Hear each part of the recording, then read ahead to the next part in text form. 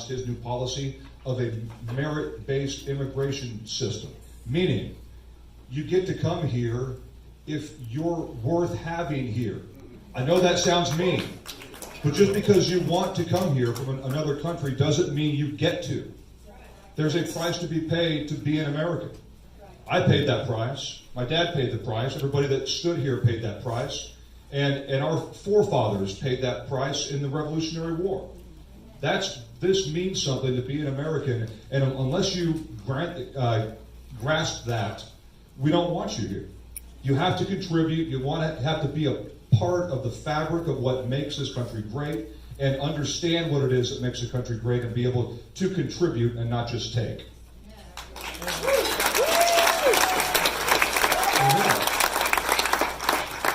Thank you. What was the border region like when you first came to Congress in 1981? Well, thanks, Dan. And I would, to answer that question, what was the border like? Let me make a recommendation that the Joseph Wambaugh, the great author, best-selling author, who wrote the book The Onion Field, which was a New York Times bestseller for years, wrote the book that defined the San Diego-Tijuana border shortly before 1981, and it was called Lines and Shadows. And I think it's important for people to know about this because it's a story of San Diego County. It's an important part of our history. And what was happening was the border was a no man's land. And everybody knows that here, that you didn't go down to the border when it got close to being dark, that the people who were coming across were being robbed, raped, and murdered. And Wambaugh starts out the book, Lines and Shadows, and I'd recommend getting the book by simply reading the police blotter. And here's what it would say.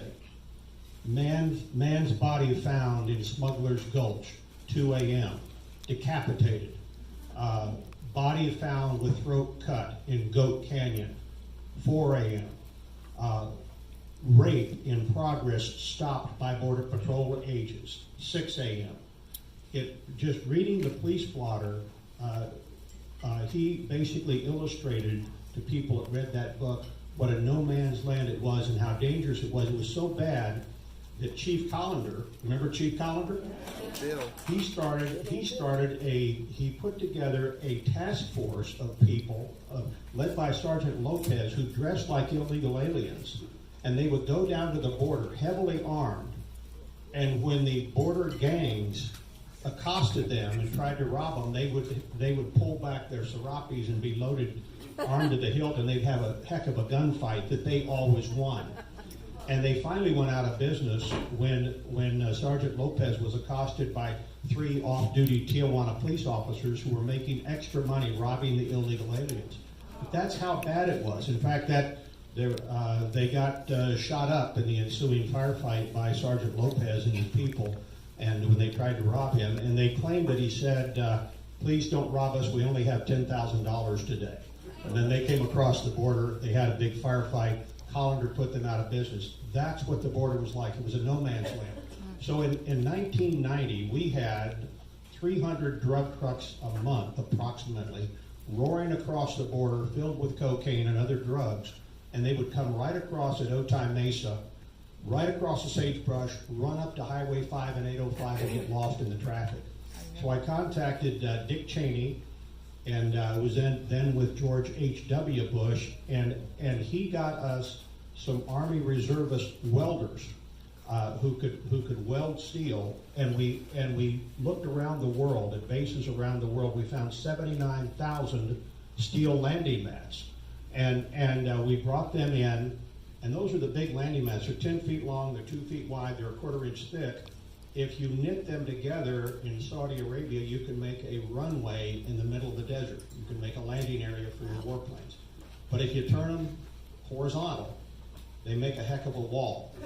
We put up that initial primary border fence using Army reservist welders, and we totally stopped the 300 drug trucks a month. A few of them actually tried to bash through it, but we stopped it. That's what, Dan, in answer to your question, that's what it was. It was a no man's land where nobody went at night. And after we got finished building the border fence, one last statistic, we started the double fence in the early 1990s. When we got finished building it, we not only brought down the smuggling of people, there were 202,000 apprehensions in that fence area between San Diego and Tijuana in 1990. When we finished the border fence, except for a few gaps that you had for historic reasons, which I never quite understood, we've taken it down to 9,000. That's a 95% reduction in smuggling. The crime rate in San Diego County went down by FBI statistic by 54.3% when we finished the border fence. So, we took away the mobility of the gangs. So that was the effect of the border fence, and that's why, as you notice, the caravans are not trying to cross at San Diego anymore. They're going to other states because they couldn't get through the double border fence in San Diego.